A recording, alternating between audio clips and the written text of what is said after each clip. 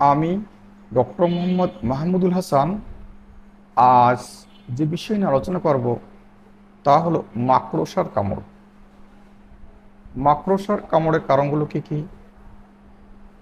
মাকড়সার কামড়ের লক্ষণগুলো কি কি, এবং মাকড়সায় কামড়ালে তা প্রতিকারের উপায়। শিশু, পুরুষ ও মহিলাদের যাবতীয় রোগের প্রকৃত চিকিৎসা নিতে গুগল প্লে স্টোর থেকে হোমিও হেলথ কেয়ার অ্যাপটি ইনস্টল করে রেজিস্ট্রেশন করুন। বিস্তারিত জানতে besthomeodoctor.com ওয়েবসাইটটি ভিজিট করুন। মাকড়সা বিভিন্ন কারণে কামড়াতে পারে, যার মধ্যে রয়েছে যখন তারা হুমকি অনুভব করে তখন মাকড়সা কামড়াতে পারে। কিছু বিষাক্ত মাকড়সা তাদের শিকারকে পঙ্গু করার জন্য বিষ ব্যবহার করে। কিছু বিষাক্ত মাকড়সা যখন গভীর ঘুমিয়ে থাকে তখন সহজেই বিরক্ত হতে পারে এবং কামড়াতে পারে। ঘরোয়া মাকড়সা, এই মাকড়সাগুলি সাধারণত বিষাক্ত হয় না এবং তাদের কামড়ানো কেবল হালকা ব্যথা এবং ফোলা ফোলা ভাবের কারণ হতে পারে। কলা মাকড়সা, এই মাকড়সাগুলি কামড়ানো বেদনাদায়ক হতে পারে এবং ত্বকে ফোলা ফোলা ভাব, লাল লাল ভাব এবং ব্যথা সৃষ্টি করতে পারে। জারারা মাকড়সা, এই মাকড়সাগুলি অত্যন্ত বিষাক্ত এবং তাদের কামড়ানো তীব্র ব্যথা, পেশিতে টান, বমি ভাব বা বমি হতে পারে এবং মাথা ব্যথার কারণ হতে পারে।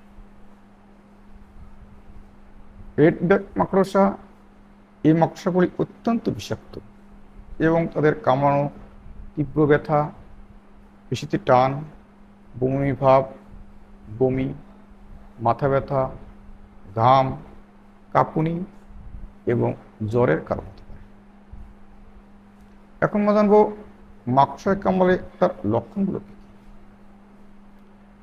ঘরোয়া মাকড়সা এবং কলা মাকড়সায় কামড়ানোর সাধারণ যে লক্ষণগুলো রয়েছে তা হলো কাঁটাযুক্ত অংশ প্রচণ্ড ব্যথা হতে পারে, ফোলা ফোলা ভাব দেখা যেতে পারে, লাল লাল ভাব দেখা যেতে পারে। জারা এবং রেড ব্যাক মাকড়সায় কামড়ানোর যে লক্ষণগুলো রয়েছে তা হলো প্রচণ্ড ব্যথা হতে পারে, পেশিতে টান লাগতে পারে, বমি ভাব বা বমি হতে পারে, মাথা ব্যথা হতে পারে, ঘাম দেখা যেতে পারে, কাঁপুনি দেখা যেতে পারে, জ্বর আসতে পারে, শ্বাসকষ্ট দেখা যেতে পারে, অনেক সময় চেতনার পরিবর্তনও হতে পারে। এখন আমরা জানবো মাকড়সায় কামড়ালে তা প্রতিকারের উপায় কি। মাকড়সায় কামড়ালে কাঁটাযুক্ত অংশটি পরিষ্কার এবং শুষ্ক রাখুন। কাঁটাযুক্ত অংশের একটি ঠান্ডা সংকোচ প্রয়োগ করুন। এতে যদি আপনার কোনো সমস্যা থেকে থাকে তাহলে দ্রুত ডাক্তার নিকট সম্পন্ন হয়ে সঠিক চিকিৎসা নিলে এই সময় থেকে মুক্তি পাওয়া সম্ভব।